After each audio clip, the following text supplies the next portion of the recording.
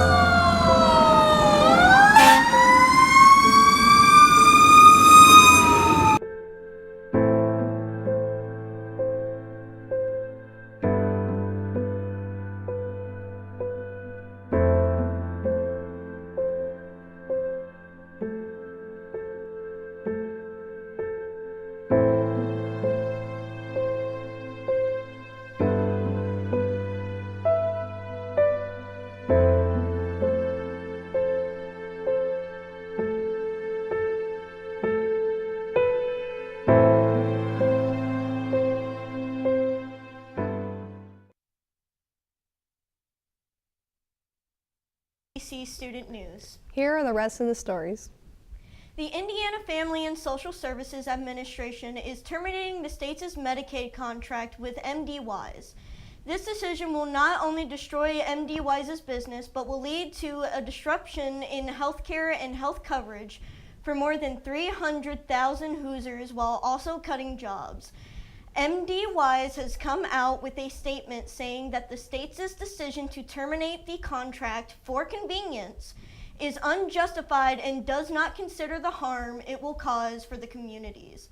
The FSSA announced on Wednesday that MDWise managed health plan for Indiana, their state-funded health programs. This termination will go into effect at the start of the year. MDWise Indiana only Medicaid managed care plan that extensively sees Indiana and supports more than 300,000 Hoosiers and employees with more than 230 Indiana residents. Peanut allergy diagnoses in children have plummeted by 40% since 2017. According to a paper published in the Journal of Pediatrics, parents in the late 1990s and early 2000s were discouraged to introduce their children to peanuts until they were 3 years old. Later in 2015, a study found in a blockbuster paper by Leap, the New England Journal of Medicine stated that reducing a child's risk of a peanut allergy by 80% could occur by introducing the allergen to babies when only a few months old. November is National Epilepsy Awareness Month, and one Indianapolis woman wants to raise awareness from those who suffer from temperamental lobe epilepsy through poetry.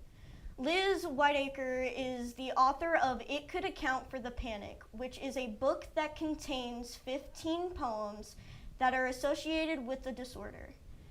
Whiteacre says that the book came out after Indianapolis composer Meadow Bridgham reached out to her. Meadow Bridgham was diagnosed with temporal lobe epilepsy some years ago and wanted to write a song cycle about it.